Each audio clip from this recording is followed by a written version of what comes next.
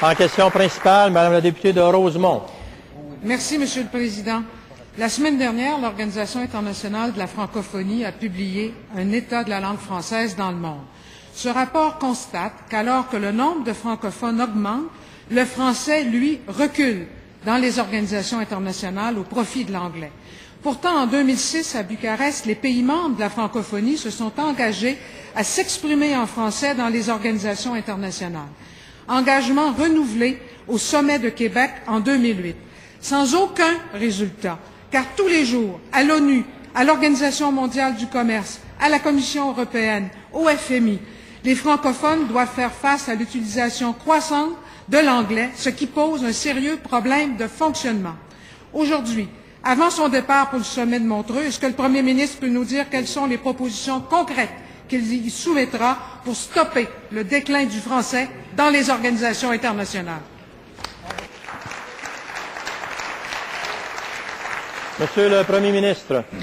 Monsieur le Président, la députée de Rosemont soulève une question qui est très importante. Et elle est importante pas uniquement pour le Québec, mais elle est importante pour l'ensemble des pays qui ont en commun la langue française et le partage de la langue française. C'était effectivement un sujet qui a été soulevé à notre demande au Sommet de Québec. Et j'ai eu depuis ce temps-là l'occasion de travailler avec l'Organisation internationale de la francophonie. J'ai eu des entretiens avec le secrétaire général Abdou Diouf au mois de juin dernier lorsque j'étais de passage à Paris. Et nous travaillons pour des initiatives que nous espérons faire atterrir pour le sommet de Montreux. Et j'invite la députée de Rosemont à suivre de près ce qui se passera. Si ça se passe comme on l'espère, j'en dirai pas davantage parce que c'est pas encore prêt, c'est pas encore annoncé, mais nous travaillons sur des initiatives qui nous permettraient effectivement de mieux défendre la langue française sur le plan international. Maintenant, je reviens sur sa question qui est très importante. Il est vrai que dans les organismes internationaux, les pays qui sont de la francophonie doivent faire davantage pour défendre la langue française, la parler, l'écrire et exiger que les organismes internationaux s'expriment en français aussi. Alors, il y va de notre responsabilité à nous de l'exiger, de le commander pour faire respecter notre langue et surtout la faire rayonner, Monsieur le Président.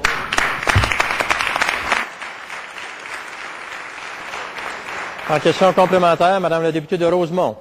Oui, Monsieur le Président. En 2006, à Bucarest, des engagements ont été pris. Il y a un vade-mecum, nous l'avons tous, qui avait été déposé pendant le sommet de la francophonie. Ça a été répété en 2008. Il n'y a pas encore de mesures concrètes. On est à 2 jours, Monsieur le Président, du sommet de la francophonie.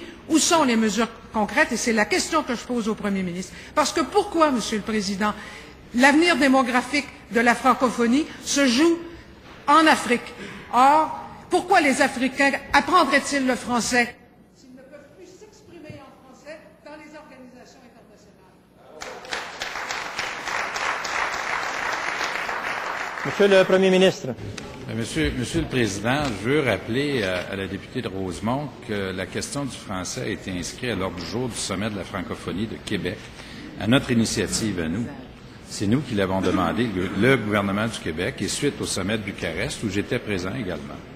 Et ça va paraître drôle, là, le sommet de la francophonie, puis le sujet de la langue française n'était pas abordé de plein front. Moi, ça m'a toujours frappé. Alors donc, on a demandé que ce soit inscrit au sommet de Québec. Et on travaille avec l'OIF, effectivement, pour maintenant franchir de nouvelles étapes. Entre-temps, je ne veux pas passer, je pense, une occasion de rappeler qu'il y a un magnifique projet qui se fait dans l'espace francophone. C'est l'entente France-Québec sur la mobilité de la main-d'œuvre qui va être une première mondiale et qui va se faire dans un espace francophone qui sera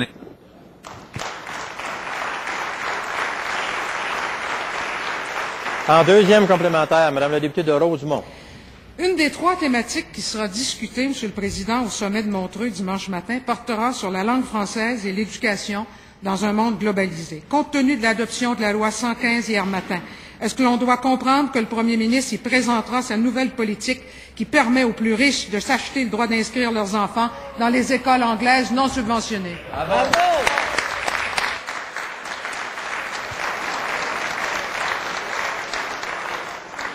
Monsieur le Premier ministre. Tout ça m'offre l'occasion de dire aux Québécois que les mêmes personnes qui ont fait de grands discours là-dessus cette semaine, incluant la députée de Rosemont et la chef de l'opposition officielle, ont écrit une lettre ouverte en 1996 qui disait ceci au sujet de la loi 86. Et je cite, « Lorsque les libéraux ont fait adopter leur loi 86 sur l'affichage, nous pensions tous qu'elle allait provoquer un recul brutal de la place du français dans l'affichage et nous avions résolu de la revoquer, a dit la députée de Rosemont et la chef de l'opposition officielle. Cependant, plus d'un an plus tard, au moment de la campagne électorale de l'été 94, nous avons constaté que ce recul ne s'est pas produit. » Mais la même chose est exactement vraie, Monsieur le Président, pour la loi 101.